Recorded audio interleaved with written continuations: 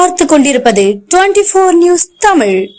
பருவமழை தீவிரம், நோய் தொற்று ஏற்படும் அபாயம் உள்ளதால் சமூக ஆர்வலர் காந்தி பூபதி பொதுமக்களுக்கு நிலவேம்பு கஷாயம் வழங்கி விழிப்புணர்வு ஏற்படுத்தினார்.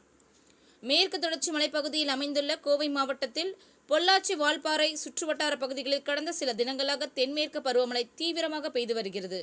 இதன் காரணமாக ஆனைமலை, உப்பாறு, அம்பராயம்பாளையம் உள்ளிட்ட ஆற்றுப்படுக்கைகளில் தண்ணீர் செந்நிறமாக வருவதால் நோய் தொற்று ஏற்பட வாய்ப்புள்ளது. எனவே பொதுமக்களுக்கு நிலவேம்பு கஷாயம் வழங்க வேண்டும் என வலியுறுத்தி வேட்டைக்காரன் புதுரை சேர்ந்த சமூக ஆர்வலர் காந்தி பூபதி திங்கட்கிழமை சார் ஆட்சியர் அலுவலகத்திற்கு நிலவேம்பு கஷாயம் கொண்டு வந்து அங்குள்ள பொதுமக்கள் மற்றும் அதிகாரிகளுக்கு வழங்கி நூதன முறையில் விழிப்புணர்வு ஏற்படுத்தி கோரிக்கை மனு அளித்தார்.